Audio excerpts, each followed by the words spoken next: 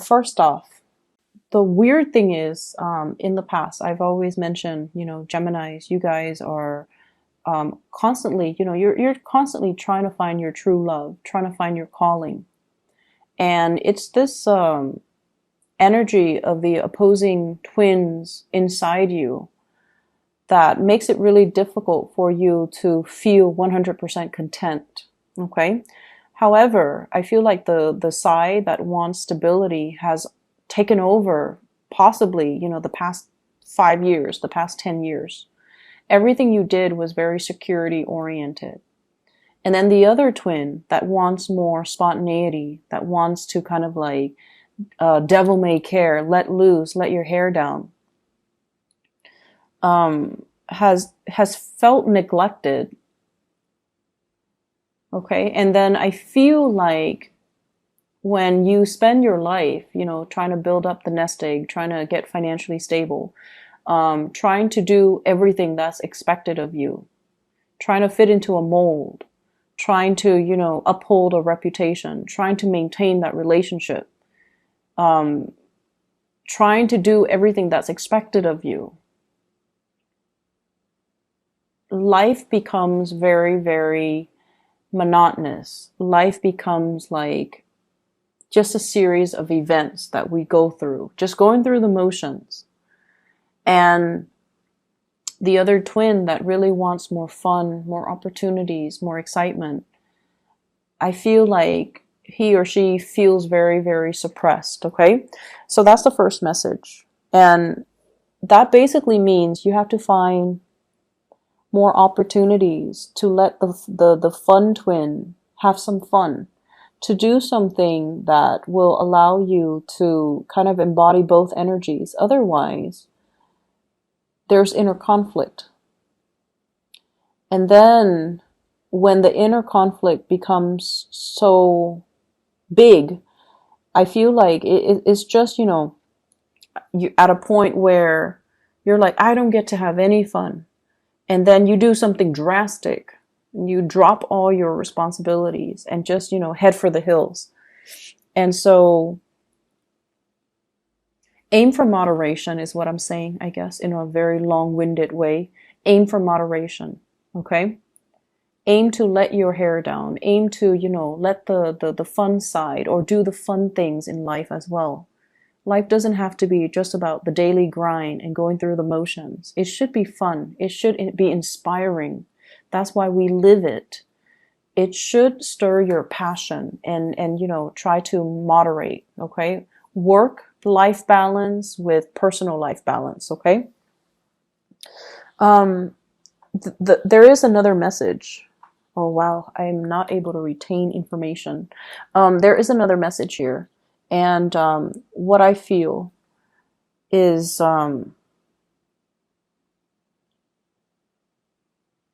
it deals with communication.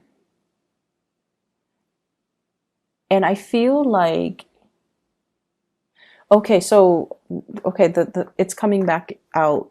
So let's say, communication, a lot of it is not just about the words that are being said. It's also the tone, the body language, and the demeanor and the attitude, right, that goes with it. So everything is not just the message that's communicated. It's everything else that's surrounding it. So for example, if you're on, if you're texting somebody and you're asking them something and it's somebody that you might not know really well, it's not somebody that, can read you like a book. You want to provide a little bit more context, okay? So for example, if you text somebody, what did you do today? They could be like, hey, they're concerned about me, or they're curious, or they can get defensive, they can get paranoid, like, are they checking up on me, or do they not believe that I was out today? So providing a little bit of context, hey, I was just wondering what you did today. I missed you. Or, I thought you might have gone to see that movie. If not, let's go to the movies together. Providing a little bit of context when you communicate. And then in person, because people can read your demeanor and your attitude. And honestly, Geminis, everything shows up on your face. So I feel like if you're displeased with somebody, you know, it's going to show up on your face. And you might ask them, why did you do that? And then the displeasure shows up on your face. So aiming to be a little bit more aware of the energy you project. Okay, that's going to go a long way. Aiming to be very careful with our tone so that we can get a more neutral message across. That's going to be important as well. Okay, so those are the two messages, and I feel like it's coming in for this week. So they might be things that you need to kind of like, you know, be mindful of. First of all, let me talk to you about how your partner sees you. I have here the Five of Wands. This is a card about conflict, competition. In a way, it could be like an energy that is a little bit too in our face. Like these people are either in conflict or talking, but they're a little bit too close. So it's almost like, you know, in your face, bold and brash and possibly quite aggressive. So your partner sees you this way, which is weird because Geminis are not, you know, usually aggressive, but something is triggering feelings in you, passion and feelings and emotions. Your partner also sees you as someone who has a lot of suitors. Okay, this is like the card about competition, having a lot of competitors, having a lot of like hush hush behind the closed doors type of conversation. So I feel like they see this and they're just like thinking that, I think Gemini is in another relationship or Gemini is in a relationship. We have here the Four of Wands, which is stability, home, marriage, etc. So if you're single, your love interest feels like you have a lot of potential suitors. They also feel like your energy is a little bit aggressive this week. And they also feel like you might already, you know, I keep hearing like behind closed doors type of conversations. And whatever you're doing, I feel like, you know, you might want to explain to them. If this is somebody that you like, you might want to explain to them and kind of like bring them into the fold. Okay, so that way they know that you're not seeing anybody else, that you're still very much single and you're very much interested if you are interested in them. So they feel like you have a lot of, they have a lot of competitions, and they also feel like your energy is just a little bit aggressive, which might not be a bad thing, you know, to go after the things that you want or the people that you want. The partner that you're dealing with here, we have the Ace of Swords. This is an air energy. So it doesn't seem like it's a person, but the energy that they come across is air sign oriented, okay? Aquarius, Gemini, and Libra. They're very, very communicative. But there is a very delicate balance between them. So in the way that they communicate, excuse me, not between them. There's a very delicate balance. So if you see that moon, it's like balancing on the tip of that sword. The person that you're dealing with, they're starting to communicate on a more heart and soul level. And I'm looking at the 4 hearts that are around the borders. The person that you're dealing with is starting to let their guard down. They're starting to reach out to you. They're starting to reveal their emotions. They're starting to kind of like allow you to see their inner workings, allow you to feel what they feel, allowing you to kind of sense, you know, what's going on, what they're dealing with, what's going through their mind, and they're allowing themselves to be more vulnerable around you, which is great because this seems to me like it's the beginning of somebody opening up, letting you know how they feel, letting you know that they have a lot of love for you, letting you know that they have a lot of emotions that they might not have known how to deal with in the past, but now they know how to deal with it, and they're going to communicate that to you. If you are dealing with an air sign, Aquarius, Gemini, and Libra, this is somebody who's very, very intuitive, okay? I'm hearing like emotions. I want to talk to you about my emotions. It's on the tip of my tongue. and the tip of the sword.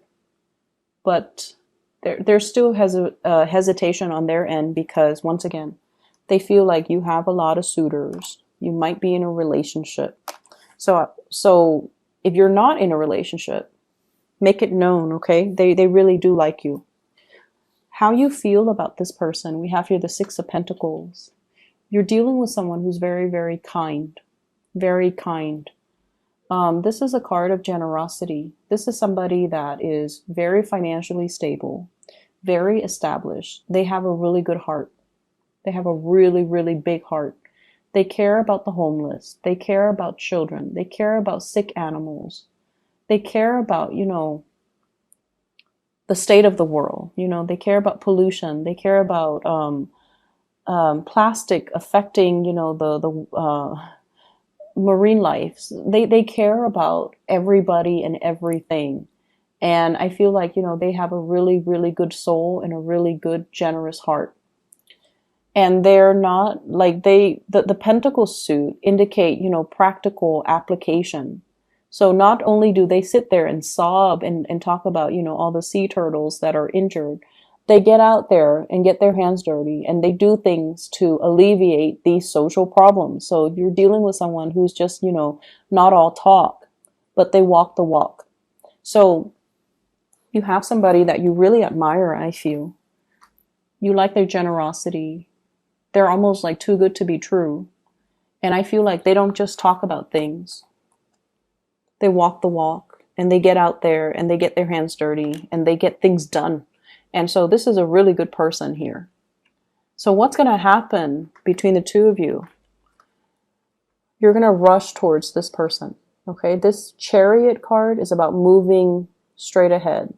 It's about narrowing your options. We go from a Five of Wands, competitors, competition, to the Four of Wands, where you finally decide, like, this is who I'm going for. This is who I want to be with. This is who I want to build a life with. Never mind all of these other options. And I feel like you're going to be charging full speed ahead towards this person. They're really, really, they're just amazing. They're in a very amazing soul. And I feel like they really stir some deep, caring feelings towards you or within you.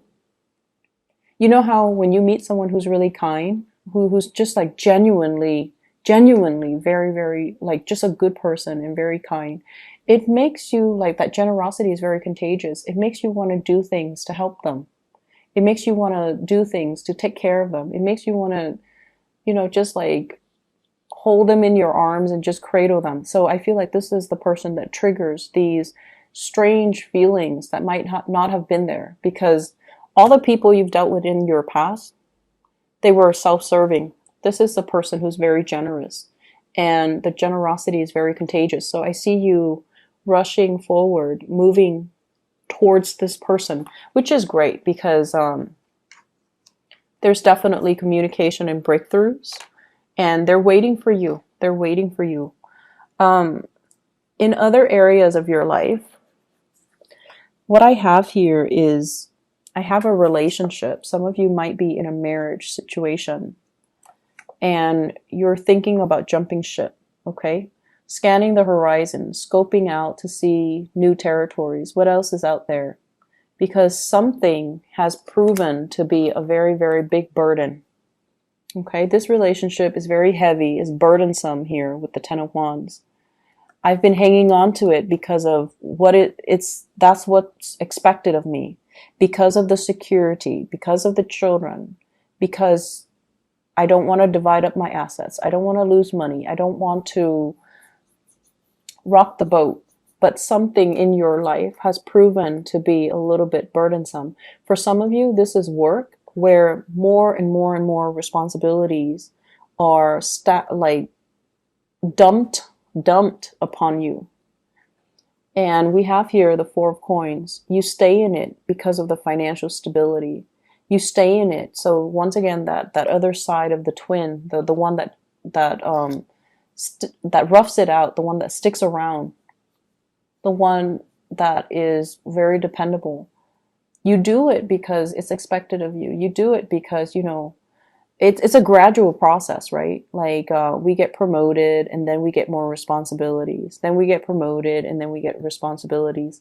So it gets to the point where you're starting to see it for what it is. And you're like, wait a minute, the responsibilities keep mounting. So yes, I'm getting paid more, but the responsibilities keep mounting.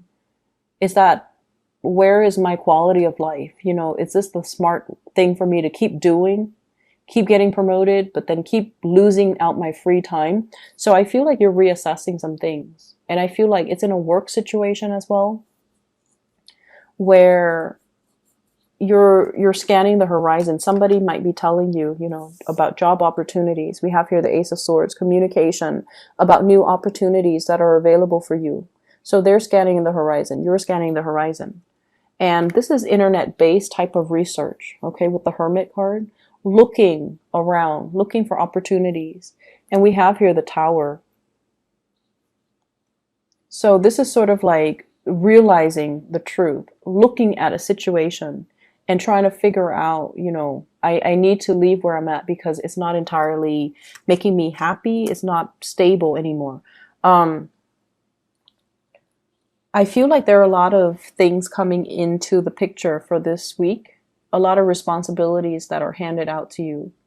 And I also feel like you're very status quo oriented for this week. But I feel like towards the end of the week, there will be opportunities that you know you have to go for, and go for it. Okay. I'm going to pull out another card here because the Tower did come out. So let me just see. What is this in relations to? Expansion, new opportunities. So I feel it's almost like, you know, sometimes we tell ourselves, where I'm at is okay. And these are just things that we tell ourselves to rationalize the reality of what we're dealing with, to make sense of it. It's not the ideal situation. And I feel like this might be the week where it's an awakening. You have new opportunities coming into the picture here with the world, and you have to grab them because it doesn't come around often.